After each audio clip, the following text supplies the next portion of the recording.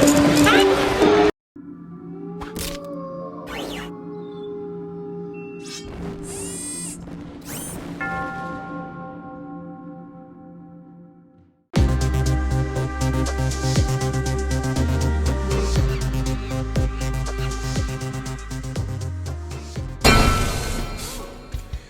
and welcome to the How Do You View You podcast with your host, Griffin Stein.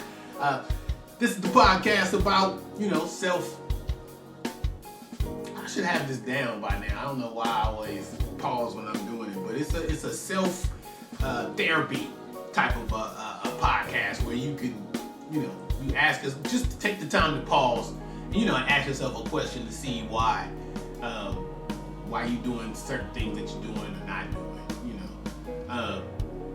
Which actually I just did earlier, where somebody told me something, and I was and in my mind I'm not that. So, and it was a good thing. So it wasn't a bad thing. It was just something that I don't just I don't like to hear it. So it's like I gave them reasons why I wasn't that and this and that. So. Yeah, I had to sit and talk to myself and say, why is this a bad thing when you don't let people be gracious sometimes, to learn how to be gracious. Anyway. I guess let's just get into it. So I talk about sometimes the posts that I do or just what's going on and stuff that struck me as weird or odd or funny mostly. So I did a post where I said, a generational curse, is not broken by you. It's broken, it's not a generational curse is broken by a family, not by one person. So your outcome, you can't break a generational curse with just your outcome. It's your great grandkids have to feel that breaking of a curse, where let's say, for example, what I'm saying is, if I was on drugs for a long time and then I got my life together and then got me a nice wife and did everything the right way and had a couple kids, I didn't really break a generational curse because I went through it, so I'm not breaking it. But me instilling in my children and my wife and everybody that's in our orbit, getting all of those people into that same state of mind of living would show that if my great grandkids, whatever I went through, the drugs and whatever I went through, it wouldn't even enter their mind to do it. So what I'm saying is it takes a family to break generational curses. The sad thing is, I see a lot of people saying it, and that's why I said it. My intent was for people to think about it, and it's like, because just to be honest, I know people who say, yeah, I'm breaking generational curses. I didn't smoke weed today, or I'm breaking generational curses. I got a house. Nobody in my family ever had a house, and that's not breaking the curse. That's not breaking it at all, really. And then your kids aren't with you. So who's going to make sure that the curse is with the kids? It's not with you. You already live in the curse. You live in the curse. If you can remember the curse, you're part of the curse. That's the problem. If you can remember the curse, you part of it. So that's all. I went into it, and I knew it was a lot of people who was going to be funny style with it because of the way I said it. And I did say it, I didn't say it in an accusatory way. I kind of just said it like, remember your kids is what I meant. It's just remember your kids. Remember the people that's it's cool that you're an entrepreneur and you did all of these things, but if your kids don't, I guess if your kids don't follow in your footsteps, you're not building a business for them. You're building a business for yourself, in the meantime. So, it's crazy. You can't, I don't know, because I'm trying to remember a time when we did, because, people did pay attention to what their parents, But it was a different time, and people you had to go do what your parents said you had to do. But you know, I don't know. I kind of like see the merit in that now. Because let's say just randomly, if you paid a lot of attention to your child, you would know what child is the musician. You would know what child is this, that, the third. That's what I'm saying. When everybody was living like, where everybody lived on a farm or everybody lived on something where you really interacted with your family all day. What you learned is what your father was. You didn't go to school and do all these things. But my point of it is, you will know that your son is not going to be a good sawyer. He won't be a good sawman because he developed late or this and that and the third. But what I'm saying is, I think back then it would be better for somebody to choose you a path in life, because you will have a way to go. Because now there's so many people that don't, because everybody wanted to choose their own path. Mom, I want to do my own thing, and then 15 years later you're doing what your mother told you anyway, because she did her own thing and then ended up doing what she was doing. And there's nothing wrong with that. It's just sometimes that's when we go back to the generational curse thing. It's like if your kids don't listen to you, and I think that's what I said. If your kids, you cannot break generational curses if your children don't listen to you, because the breaking a generational curse is based on their outcome, not yours. So if you tell your kid, don't do this because I did it, and then your kids kind of still have to listen to you. And that's the other thing that's not happening really. It's like nobody feel like they have to listen to anybody, because you one way or another you can hustle out here and make money. So even if you are a child that needs a parent and needs guidance, I feel like you still can be out here and make money. There's money everywhere. Now I don't know what kind of money, but you feel like you can survive. So there's a lot of them. It's a lot of runaways. But yeah. So that was that. Man, something is going on with my house again. So it's, I guess, at the door. I guess it always leaked, and I just never knew it. And then I found out about it, and then I went downstairs, and now it's all moldy down there. But I treated that like like 3-4 months ago. And then now it's raining again hard out here, and I touched the inside of it, and it's all brittle. So it's like that's been wet for so long. And the good news was it was still dry. So I'm gonna find something good out of all of that. But I have to go get that fixed, owning a home. That's what I'm saying. And you think, that's why some people don't want to own a home. That's why I'm saying these generational curses that some people are complaining about been these generations since the 40s. Some people's family has always been in project housing. Some people people talk about a generational curse, and it's like, nigga, we was always cursed. A lot of us, some of us was always cursed. It was like you came because the people, especially in Richmond, they say there was a project, because we lived in one, the East Hill project, because I know that was still original from back then, because all of the shit had asbestos in it. So we probably all got cancer or coming. I was wondering why I was wheezing,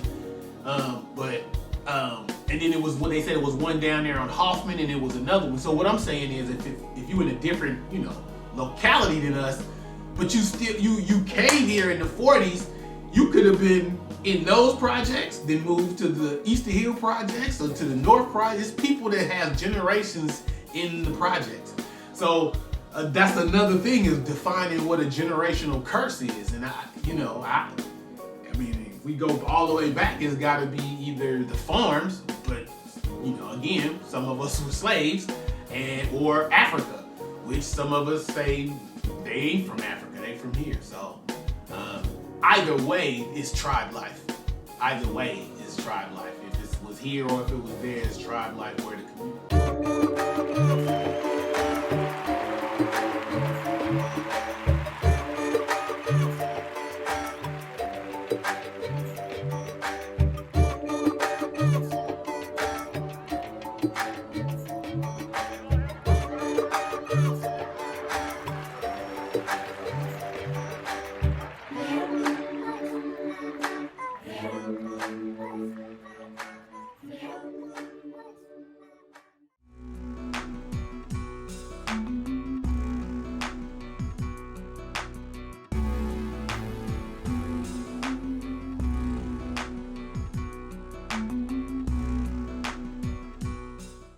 Raising and everything. So it all comes back down to tribe life and my purpose.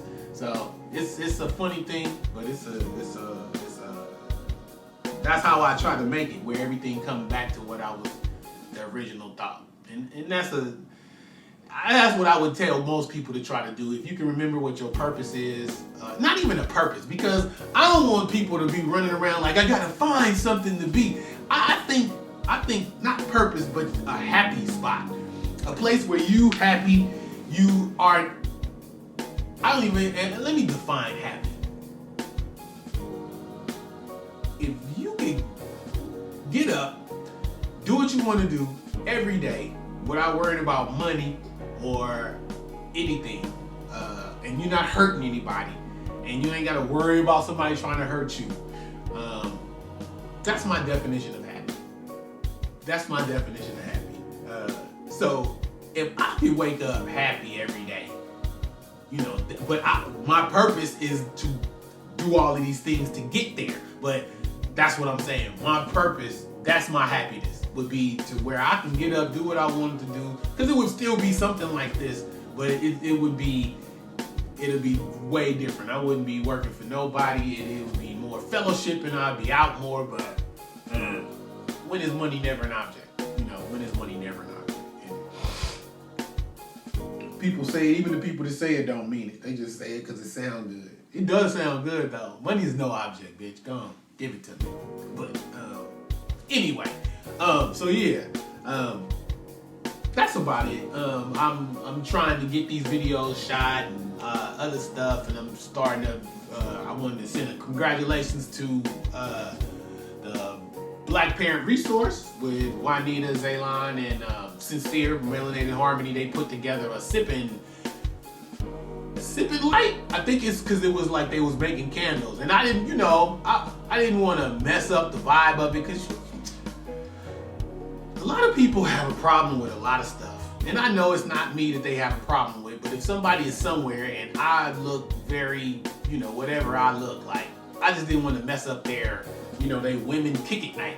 So when I went there, I still dropped by, and it was beautiful. Actually, it was beautiful. I was like, man, I should just stay. It was like, no, just stay. Everybody was like, stay, but it's just more and more women start showing up, and I didn't just want to be in the spot, But I'm going to the next one because they're gonna make it. I just really like the idea of making candles. I don't want to do butter candles, but I do like making. I just like making. I like creating. So that's just what I like to do. So if I can find out how to do that, then so be it. And then you get some dark candles. Because I don't know why people don't use it, but I think licorice would smell very good in a candle. Because I think licorice and chocolate hits two similar notes. So I would like to see how I could make that burn. That's what I'm saying. I'm already thinking like, man, I can put these together, and people be like, what does that smell? Like Becca's bergamot and cinnamon. I'll call it burgersot, or whatever, however you're gonna do it. But so yeah, that's all. Looking forward to that. And anybody watching this, they do it at the Girls Inc. building, which is the Black Parent Resource building, which is also the multicultural bookstore. So you can go there and get children's books. They have the reading on every Saturday. So yeah, we want to set up stuff where guys are trying to do stuff, like the candle making or the painting, and but I guess she was talking to some dudes and they just want to barbecue, and I don't eat meat, and I don't really want to cook. I don't really want food to be the object of everything, because I think that's how we get caught up in stuff. And I think we got to get away from food as being the central. Food is very essential, but I don't know. I'm I think. Got to get them there first, though. So anyway, congratulations to them. It looked good, and I'm happy to help in any way that I can, and I'll be at the next one. But yeah, it's gonna be a hot summer. It's a lot of stuff going on. A lot of people, a lot of my peers, like in Richmond, everybody is on fire right now. Everybody is getting lit and making music and making moves, and hopefully everybody, do good. Hopefully nobody get hurt. It look. I like it. Even though some of the people I don't care for, but what you gonna do?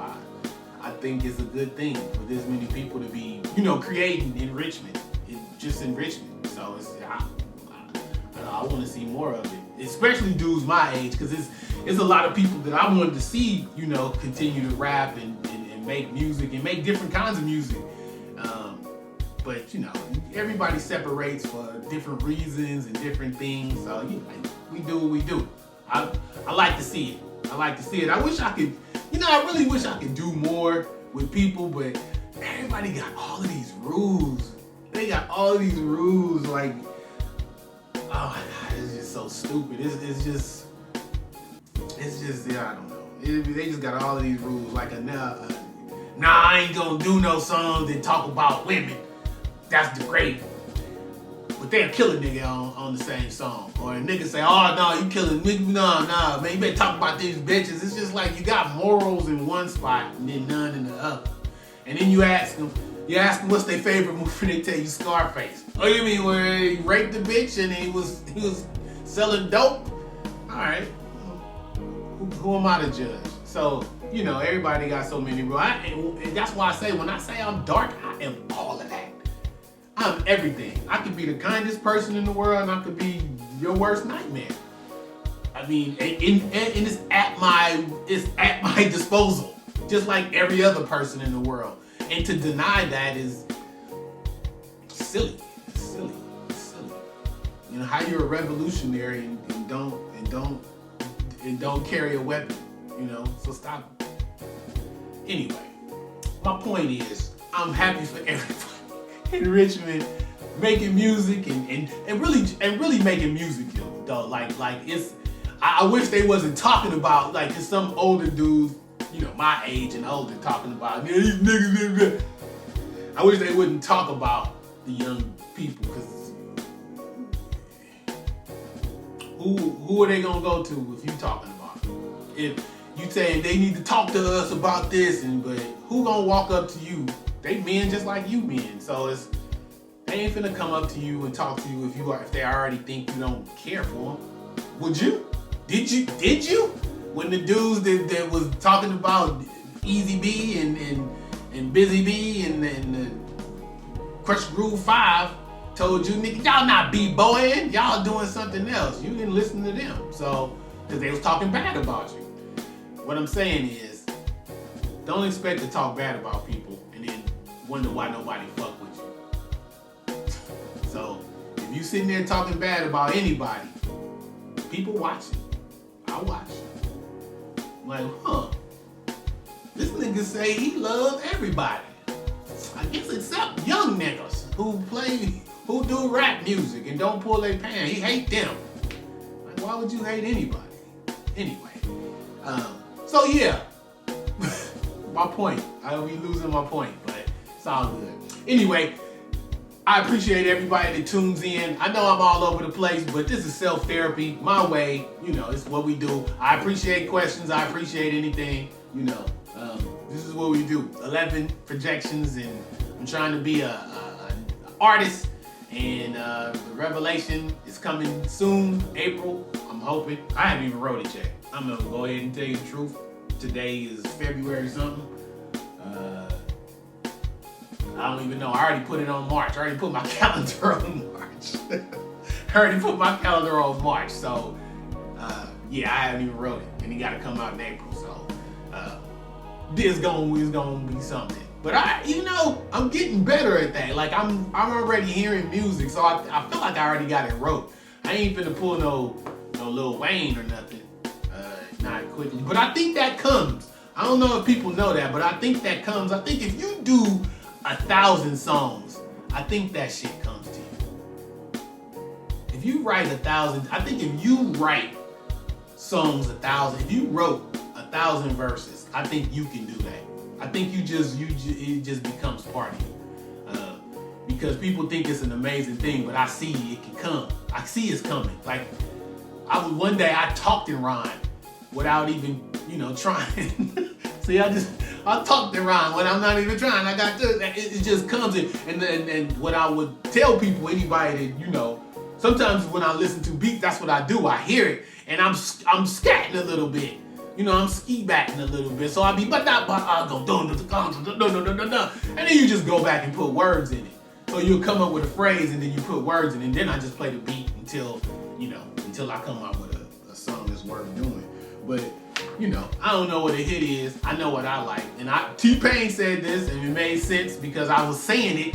I was saying it in my head, but I never said it out loud, and I should have said it out loud.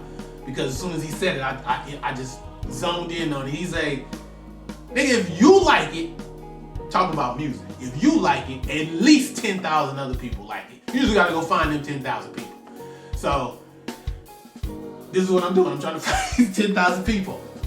That's what I'm doing. I really enjoy doing music. I know the kind of music I'm doing is probably ruffle hides. But when I explain it, I've seen people's faces just go, God damn it, you didn't ever say. And I'm like, I don't have to explain. This is for those who know. And sometimes you don't understand things. Like, I don't even know how to explain it, but sometimes you don't see what you're supposed to see at the time you're supposed to see it. Because you're not, let's say at 10 years old, you can only see 10-year-old things. Because your mind is 10-year-old mind. So you don't see, you can see your mother and father having sex, and you're like, oh, they playing leapfrog, but I don't know why they naked. But they playing leapfrog. But, so what I'm saying is, if I'm saying something, even if you're grown, if I'm saying something to you now, some people don't understand it. Like somebody said something to me a long time ago that I understand now, my father. A lot of people. It's just it's about understanding. It's about understanding. This is patience too. A lot of patience. For other people and for yourself. But mostly for yourself. That's what I need to learn. Is patience and forgiving. Because I think that's what this pain is now in my stomach, is me just trying to do so much because I know I got so much to do, and I know I don't got that much time. Well, I feel like I don't have that much time because the clock is always ticking. So anyway, this has been your episode of How Do You View You with your host Griffin Stein. Thank you, and peace.